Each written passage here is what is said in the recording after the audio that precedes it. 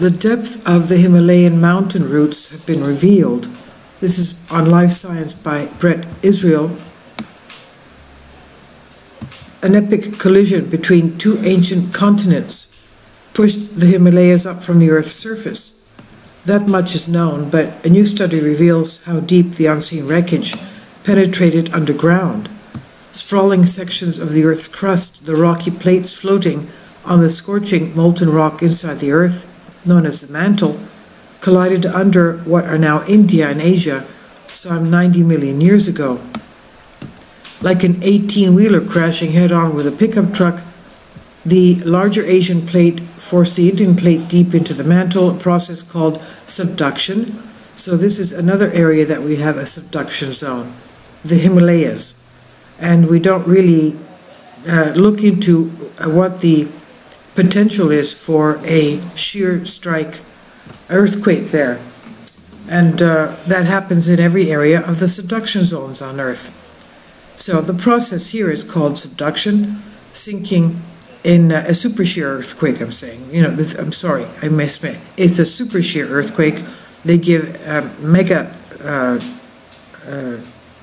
they're called mega quakes that they give, and they usually have supersonic boom sounds when they are locked and loaded to go. Now, it's sinking at least 155 miles down under the surface, according to a new study in the May edition of the journal Geology. This plunge is double the depth of previous estimates. Quote, the subduction of continental crust to this depth has never been reported in the Himalayas and is also extremely rare in the rest of the world, unquote, said study co-author Anju Pandey of the National Oceanography Centre in Southampton, England.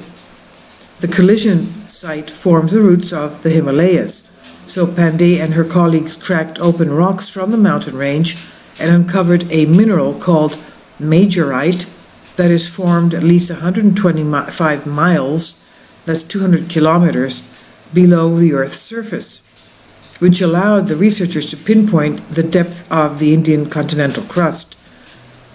Mount Everest in the Himalayas, the world's tallest mountain, rises 29,029 feet. That's 8,848 meters, or 5.5 miles above the sea level.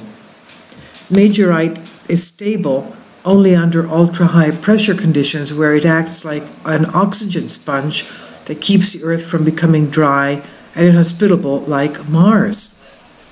As the Earth's crust continues to shift, majorite is pulled to the surface of the Earth, where it breaks down and releases oxygen over millions of years. I never knew that rocks could release oxygen. This is the first time I'm hearing of it. This is fascinating. It's astonishing. Rocks releasing oxygen. Researchers already knew that colliding continental plates push up mountain ranges, ignite volcanic eruptions, and trigger earthquakes. But the details of what is happening on the other end of the crash, deep within the Earth's mantle, has been hotly debated. Quote, our findings are significant because researchers have disagreed about the depth of subduction of the Indian plate beneath Asia, Pandey said. In fact, the previous depth estimates conflicted with estimates based on computer models. The new results suggest that the leading edge of the Indian plate sank to a depth around double that of previous estimates. Quote, our results are backed up by computer modeling and will radically improve our understanding of the subduction of the Indian continental crust beneath the Himalayas, Pandey said. The new discovery may shift the way researchers think about the basics of Himalayan tectonics, such as the rate at which the Himalayas are rising. Yeah, and yes, they're still rising. And a few years ago, if you remember, it was mid-April to the end of April, there was a hiking expedition. Mountain climbers were going from all over the world, and they had an earthquake and an avalanche, and that was a devastating thing for the mountain climbers there.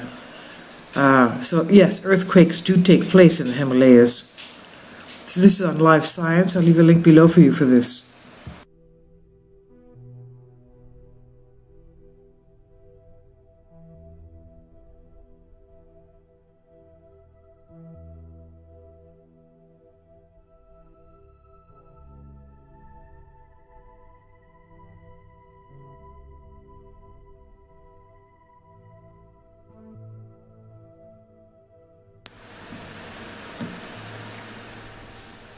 If you'd like to join me on my Patreon account, you will hear content not covered by mainstream media.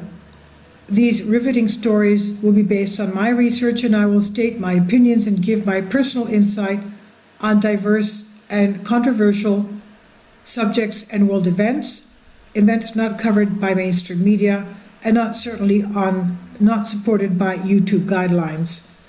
So whatever I have on my Patreon, most of those will not be on my YouTube channel. Please consider becoming a member today. More of the most significant and important videos will be on my Patreon channel. Your support helps me to continue my research and keeps this YouTube channel alive. And we depend on your support, your generous charity, because we help economically challenged families here in Athens, Greece, in Kapota, and we also help the young generation with university tuition and the community around our church. Thank you.